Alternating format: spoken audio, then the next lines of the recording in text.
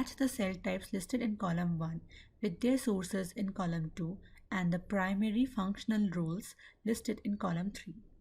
The cells listed here are microglial cells, Leydig cells, on cells, and pneumocytes. Let's look into the role of these cells individually first, and then we will come back to the question and try to solve it. So first we have microglial cells.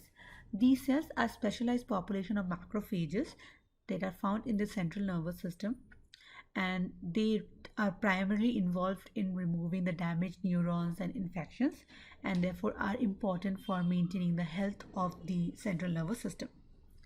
Now coming to the on cells and off cells, these are two bipolar cell types with different functional properties in the eyes.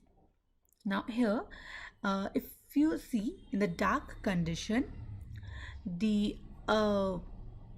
when there is a darker condition, the cones get depolarized, and the functioning of the two type of cells are connected to the or are related to the concentration of glutamate that is released from the cells.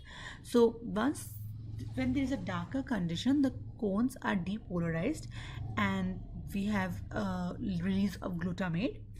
Now when there is a release of glutamate, the on center bipolar cell, it gets hyperpolarized, and the level of transmitter, that is glutamate secretion, is decreased. Now because the glutamate secretion is decreased because of the on center bipolar cell, the firing of on center ganglion cell decreases in darker conditions, and in dark conditions the response of the off center bipolar cells is the opposite. So when the cone gets depolarized and has increased glutamate released, the off center bipolar cell also gets depolarized and it also releases more of glutamate from its neuron, and this leads to firing of off center ganglion cells in the darker condition. In the lighter condition, it is the opposite. So in light condition, the cone cells get hyperpolarized and there is reduction in the release of glutamate. As a result, the on-center bipolar cells get depolarized and there is increase in the glutamate secretion, because of which there is increase in the firing of on-center ganglion cells. And the opposite takes place in the off-center bipolar cell, which gets hyperpolarized and the reduction of glutamate secretion, because of which there is decrease in the firing of off-center ganglion cell.